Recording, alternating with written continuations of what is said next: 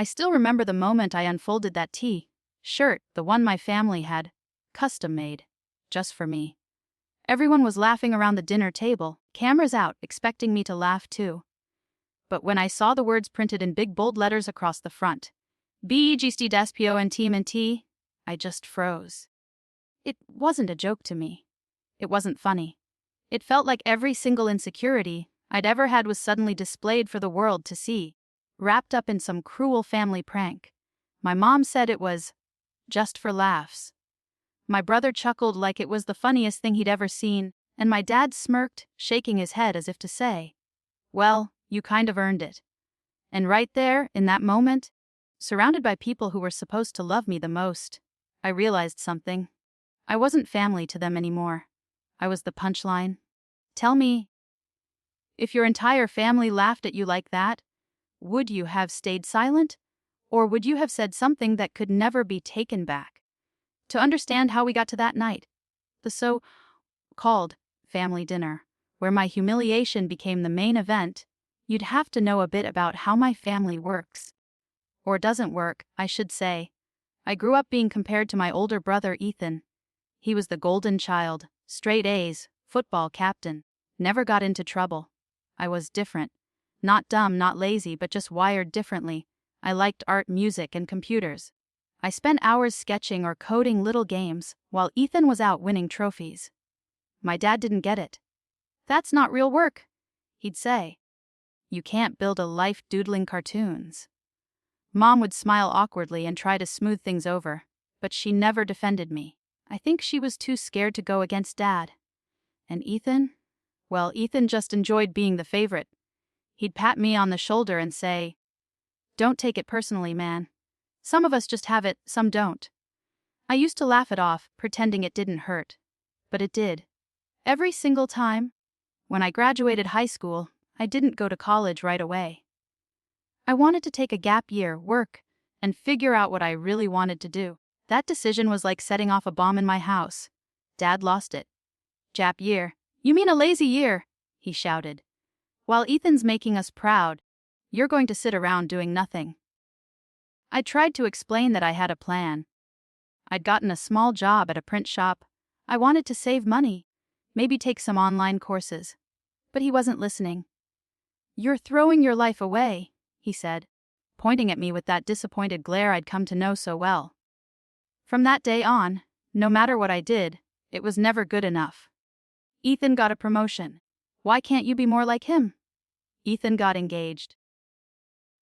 You still can't even keep a relationship. I started to feel like the family only kept me around so they'd have someone to compare their success to. But I wasn't failing. Not really. That print shop job actually turned into something. I started learning about design, marketing, digital printing, all the stuff that nobody thought would lead anywhere. Within 2 years, I had saved enough to start my own small business. A local design studio where I made logos, merch, and digital branding for small companies. It wasn't glamorous, but it was mine. And I was proud of it. For once, I thought maybe my family would be too. So I invited them over one weekend. Cooked dinner myself, and even showed them some of my work. I'll never forget what Dad said that night. He looked at one of my designs, something I'd spent hours perfecting, and said, "You get paid for this. People actually pay money for this crap." Everyone laughed, including Ethan. I just smiled weakly, pretending it didn't sting, but that comment stayed with me. It was like no matter what I achieved, it was automatically a joke in their eyes. Over time, I started visiting less. I focused on my business, got a few good clients, even started making decent money.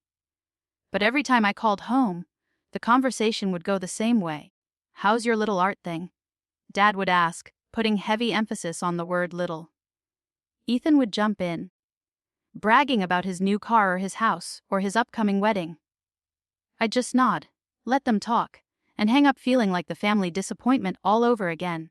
I told myself I didn't need their approval. I told myself I was fine. But deep down, I still hoped that one day, they'd look at me and say, "We're proud of you." That hope died the night of Ethan's wedding rehearsal dinner. It was supposed to be a family event, nothing fancy.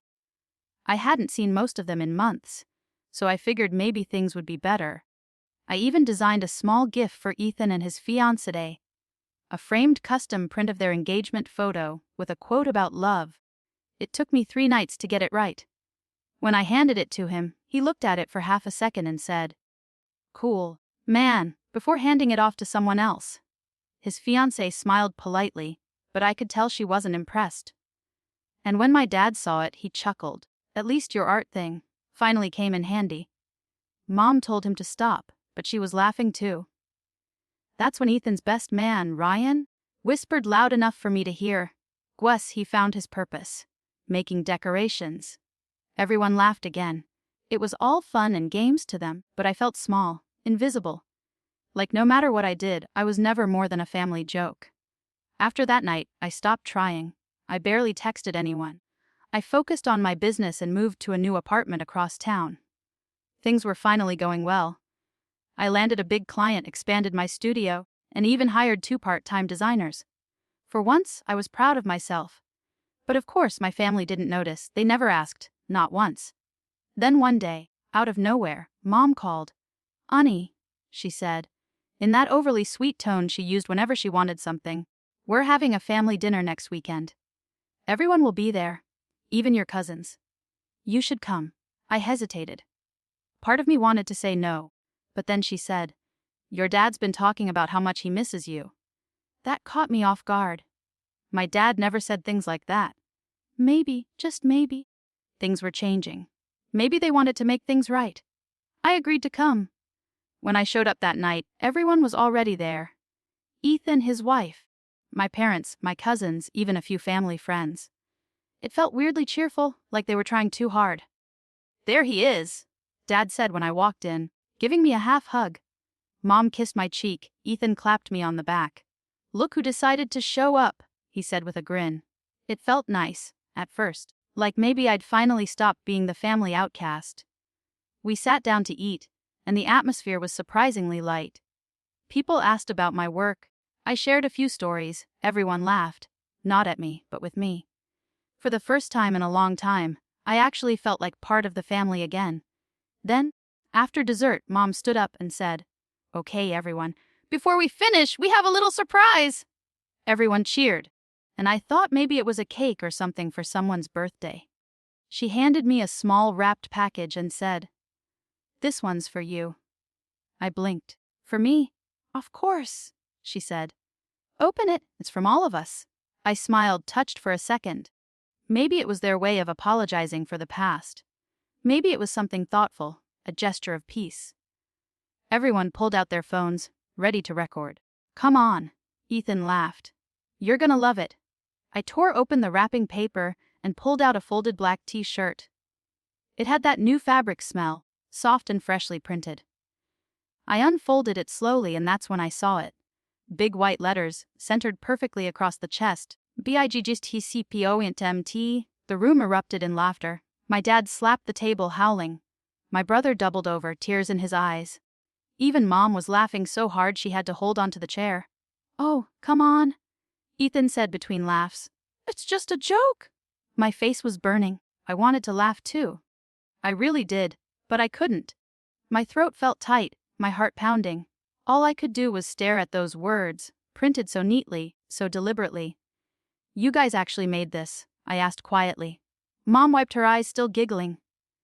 "Your brother designed it. Isn't it hilarious?" Ethan grinned proudly. "Yeah, I figured since you do all that design stuff, you'd appreciate the craftsmanship."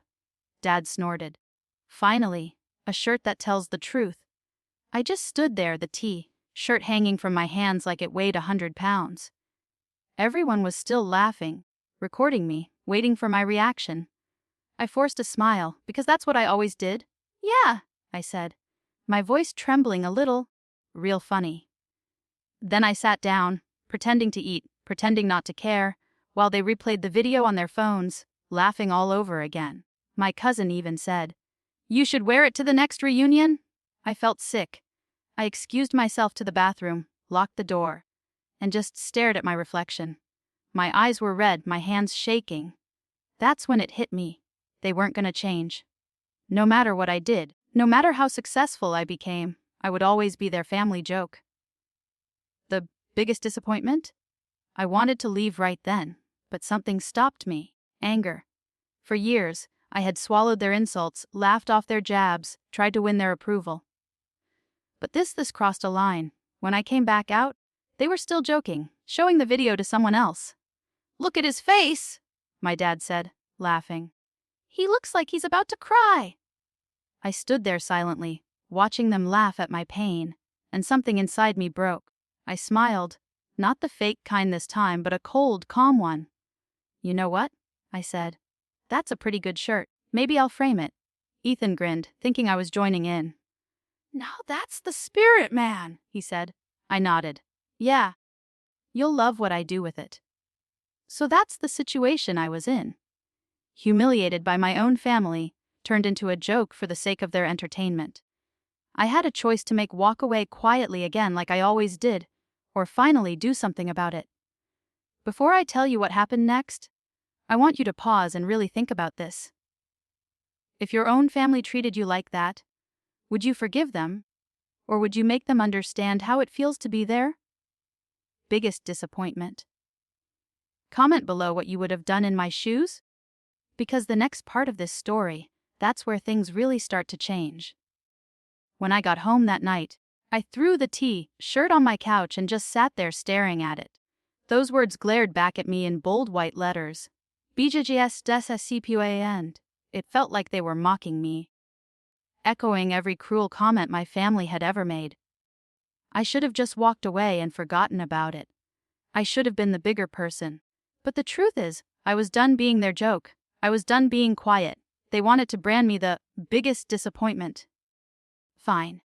I'd show them what disappointment really looked like. Starting with their precious golden boy Ethan. It wasn't about revenge at first, not exactly. It was about finally standing up for myself. But once you taste that anger, the kind that's been simmering for years, it's hard to stop. I didn't sleep that night. I stayed up thinking about everything. Every time they laughed at me, every time my dad called my business a hobby, every time Ethan rubbed his success in my face. Around 3 a.m., an idea hit me. A way to turn their little joke back on them. It started small, just a plan to get some quiet satisfaction, but it ended up becoming so much more. You see, I had something none of them realized: skills. The same thing they mocked. Yeah, that skill set was about to become my best weapon. A few days later, I started working on a design project, one that wasn't for a client this time. I took that t-shirt slogan, BIGESTSAPUNTMT, and redesigned it. But instead of plain white text, I stylized it like a luxury brand logo. Sleek fonts, gold emboss, the kind of thing that looked expensive and ironic at the same time. Then, I printed it on a dozen shirts. But here's the twist. Each shirt had a different variation: world's best disappointment, proud family letdown, certified failure, 100% authentic. They looked amazing, honestly. Then, I posted one online. A photo of me wearing it with the caption, "When your family makes a custom shirt to roast you, but you turn it into a brand instead." Within hours, the post blew up. Thousands of likes, comments pouring in. People saying how relatable it was, how they'd buy one too. I hadn't even intended to sell them yet, but people were begging me for links. So I did what any designer would do. I opened a small online store and called it Disappointed Apparel. I wasn't expecting much, but within a week, the first batch sold out. Influencers started sharing it, memes were popping up everywhere, and people started using the hashtag #FinProudDisappointment. I couldn't believe it. The same phrase that had humiliated me became a symbol of pride for everyone who'd ever been the black sheep, the underdog, the one who never fit their family's mold. I was finally in control of the narrative. And the best part, my family had no idea what was happening yet. That changed when my mom called one afternoon. "Honey," she said, "your cousin sent me something weird. Are you selling shirts that say disappointment?" I grinned. "Yeah, Mom, it's my new line." "Doing pretty well, actually?" She sounded confused. "What? You mean people are buying those?" "A lot of people," I said. "Turns out being a disappointment is more relatable than you'd think." She laughed awkwardly. "Well, as long as you're having fun with it." I could hear Dad in the background saying, "What the hell kind of business is that?" I didn't bother answering. For the first time, their opinions didn't matter. I was finally doing something on my own terms. A few months went by, and disappointed apparel became more than just a trend. It turned into a movement. We had hoodies, tote bags, mugs, all with empowering, sarcastic designs. People loved it because it made them feel seen. I got invited to speak at a small entrepreneur event, got featured in a local magazine, even collaborated with a popular influencer who called it the ultimate rebellion brand. Business was booming. And the best part, every single order that came in reminded me of that night at the dinner table, and how their laughter had unintentionally launched my success. But of course, word got around. I knew it was only a matter of time before Ethan found out. I didn't have to wait long. He called me one Sunday morning. "Bro," he said, sounding half amused, half annoyed. "What the hell is this? People are tagging me in your post saying I'm the brother who made the shirt." I smirked. "Well, you did, didn't you?" He sighed. "It was a joke. You're making us look bad." I laughed. "I didn't make you look bad, Ethan. You did that yourself. I just made it profitable." He was quiet for a moment, then said, "Dad's pissed. By the way, he says you're embarrassing the family." I rolled my eyes. "Oh no, the great family name." Wouldn't want to tarnish the legacy of constant mockery and emotional neglect. Ethan snapped, "Don't be dramatic, man." I hung up on him mid-sentence. I thought that was the end of it, but my family wasn't done. A few weeks later, I got invited, or rather, summoned, to a family meeting. Mom said it was just to talk things out. I knew it was going to be a disaster, but part of me wanted to see their faces when I walked in wearing one of my own shirts. I showed up to their house in a sleek black, proud disappointment hoodie. The look on their faces was priceless.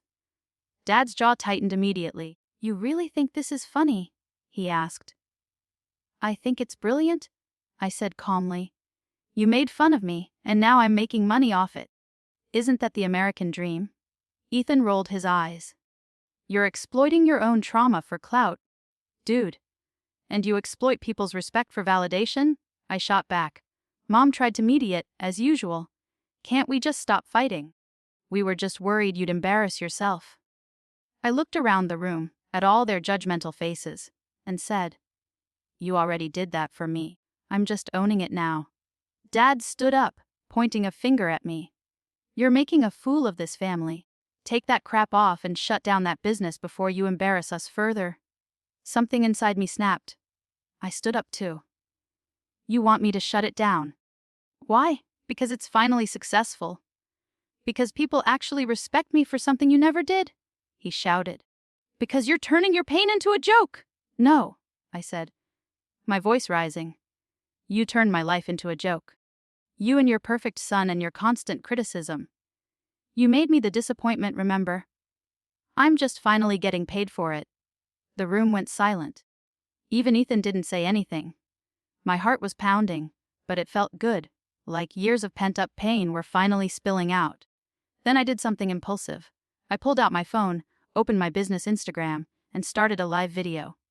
"Hey everyone," I said, grinning at the camera. "Guess who I'm with? The family that inspired the brand." My mom gasped, "Turn that off!" My dad yelled, "Don't you dare!" But I kept filming. "These are the people who made me this amazing shirt," I said, holding up the original, biggest disappointment. 1. Say hi. "Guys!" They scrambled to stop me, but it was too late. The live viewers were flooding in, commenting, laughing, sending hearts. "Wow," one person wrote. "This explains so much." Another said, "They really made that. You're a legend for flipping the script." I ended the live after a few minutes, put my phone away, and said, "There. Now everyone knows where the brand came from." The fallout was immediate. My family exploded. Dad told me to get out and never come back.